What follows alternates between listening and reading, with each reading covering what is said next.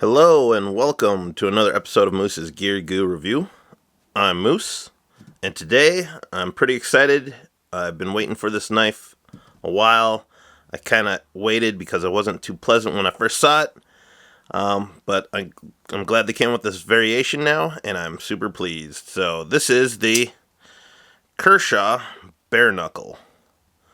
The Kershaw Bareknuckle. Kershaw Bareknuckle in OD Green and Blackwash blade.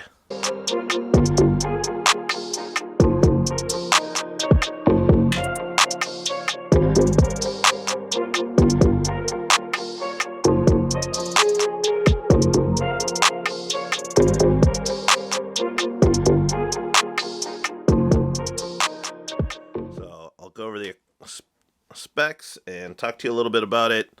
And just from the get-go, try to give some quick information for anyone who just wants to check it out and know, is it worth it?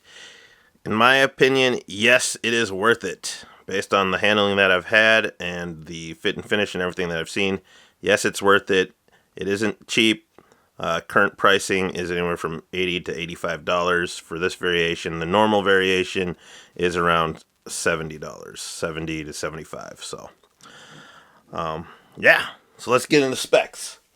The blade length is 3.5 inches. The closed length or handle length is 4.7 inches. The overall length is 8.2 inches. And the weight of the blade or the knife is 3.4 ounces. And the blade steel is 14C28N. So there you have it, guys. Sweet, sweet knife. Love the overall profile, shape, and design. I will say it is a big knife.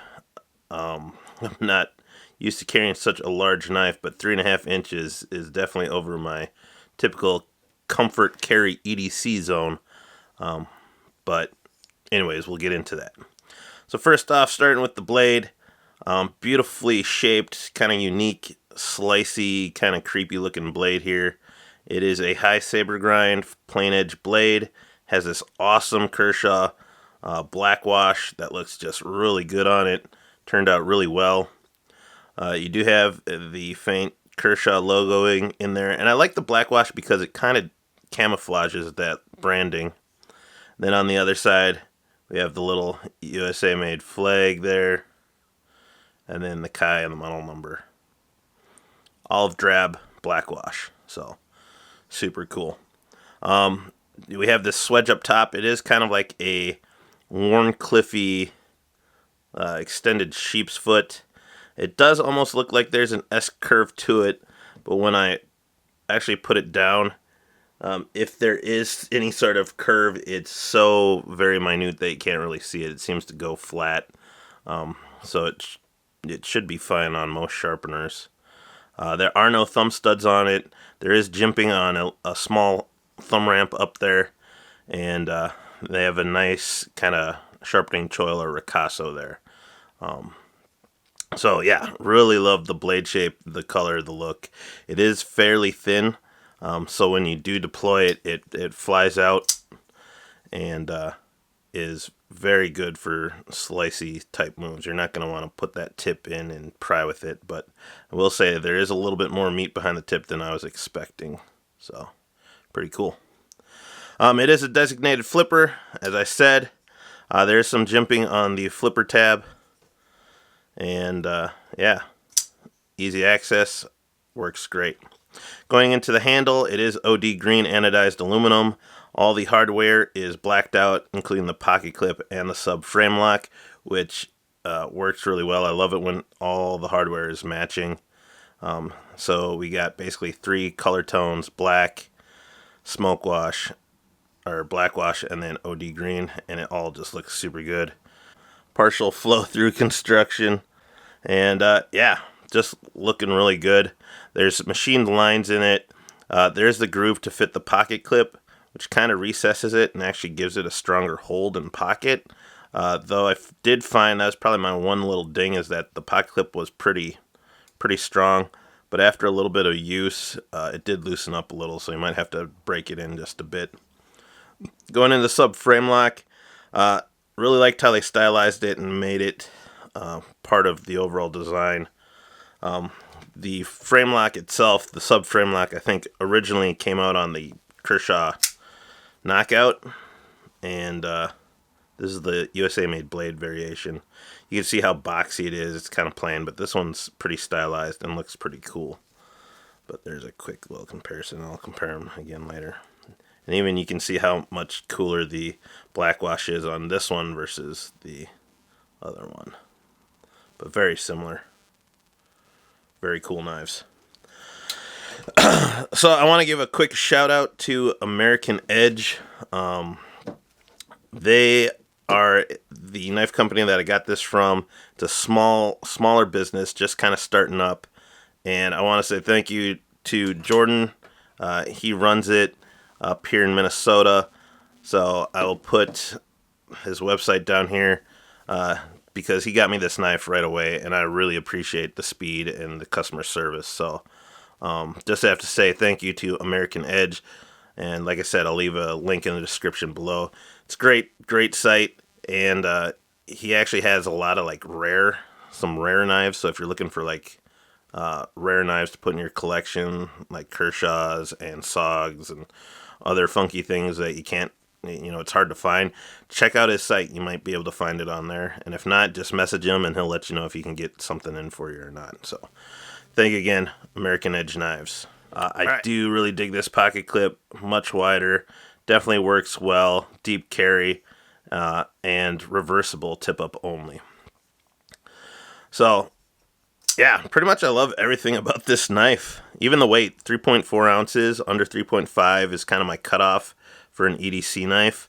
And to get such a long, slicey blade for that weight, you can't complain. Now, my one complaint that I've noticed is in the sub frame lock. It works well, lockup's great, centering's great, but there's no texturing on this actual part, and so it's very slick. And so I really have to dig in there to get my finger to disengage the sub frame lock, and it has slipped before, so just be aware of that. If you want a quick to disengage the lock, you might want to get a different knife. But that being said, let's do some quick comparisons with some classics here. We got the Bug Out. We have the Para 3 Lightweight. Obviously, we'll throw in the Knockout, and then one of my new faves, the Terminus XR in Crimson Red. So as you can see, the bare knuckle is definitely the longest blade here, 3.5 inches. It looks like the actual Bug Out is about 3.25 inches. Yeah, the Knockout too is about 3.5 or just under. And then the other two are 3 inches. So handle wise, you can see the length there. Very long blade, very long handle. Yeah, so there's your size comparisons. Let's check blade thickness. Start with the Bug Out here. Thickness wise, about the same. Handle wise, about the same. Weight wise, obviously the Bug Out's very light. So yeah, go to the Knockout. Thickness wise, I feel like the Knockout is slightly thicker in blade thickness, but handle wise, I think the other one is slightly. I mean, the Knockout's very thin, and that's the difference with this sub frame lock. There's actually like a sharp edge. See that little edge there?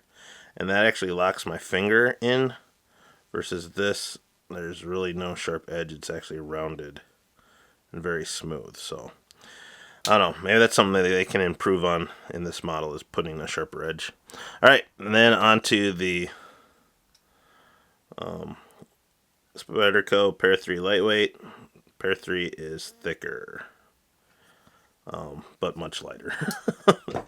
And then Terminus XR, about similar blade stock. Weight wise, seems very similar. So there you go. Alright, the last test. The last test might be the best test. We'll find out. It is the ugly brown glove test. So, oh, see right there, it just slipped. So, as far as grip, matte anodized aluminum sometimes is very slick, and you can see just with the pinch grip, it is kind of slick. But with these grooves in it, and if with the pinch, it actually locks in pretty well. I'm just pinching it here, 2 fingers, and pulling. So, yeah, kind of surprised with how well that matte finish works. Jimping on the flipper works good enough, can find it, deploys great. And then with these ergo grooves in here, and having that thumb ramp and stuff, and how I can pinch and it chokes in there,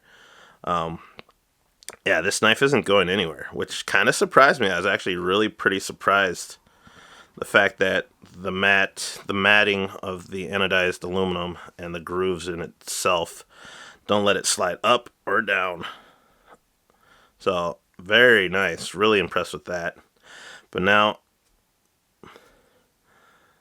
trying to get that liner lock, or that subframe lock, I really have to press my finger into the gap to try to disengage.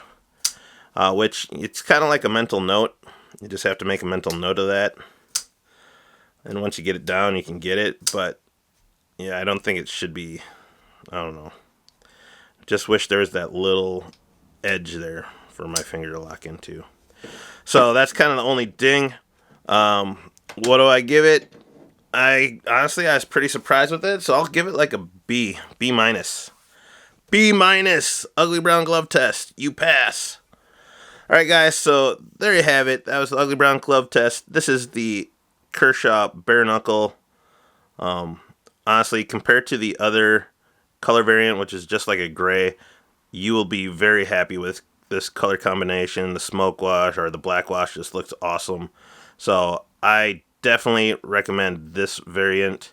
Oh, and the other thing too is with the other original one, they kind of had detent issues where the detent was really strong and you had to really push down to get it to deploy. And I feel like they definitely have improved on that. This thing flies out perfectly. There's still detent and it works great, but yes, definitely a better version than the one I handled before. So, highly recommend it. 2 thumbs up. So, there you have it, guys. Please check out these other videos. Check out the link down in the description below. And click that in the upper right-hand corner. Hit subscribe, like, share, and comment. And I'll see you guys outside. Thank you so much.